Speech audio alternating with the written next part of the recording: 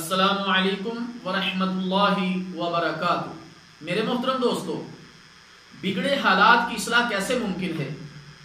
اللہ تعالیٰ جل شانہ کا فرمان ہے، اعوذ باللہ السمیع العلیم من الشیطان الرجیم، یا ایہا الذین آمنوا اتقوا اللہ وقولوا قولا سدیدا یصلح لکم اعمالکم ویغفر لکم ذنوبکم ومن یطع اللہ ورسولہ فقد فاز فوزا عظیما۔ اے ایمان والو، اللہ سے ڈرا کرو اور صحیح اور سیدھی بات کیا کرو تاکہ وہ تمہارے اعمال کی اصلاح کر دے اور تمہارے گناہوں کو بھی بخش دے، اور جو بھی اللہ اور اس کے رسول صلی اللہ علیہ وسلم کی اطاعت کرے گا وہ عظیم کامیابی کے درجے پر فائز ہو جائے گا۔ اللہ اکبر۔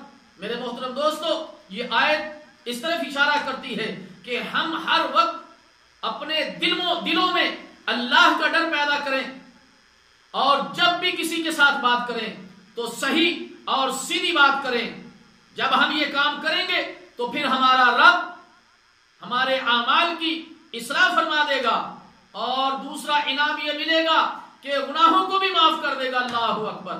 اور جو بھی اللہ اور اس کے رسول صلی اللہ علیہ وسلم کی اطاعت کرتا ہے، عبادات میں بھی، معاملات میں بھی، جتنے بھی اپنے دنیا کے امور ہیں ان کے اندر اللہ اس کے رسول صلی اللہ علیہ وسلم کی اطاعت کرتا ہے، تو ایسا شخص عظیم کامیابی کے درجے پر فائز ہو جاتا ہے۔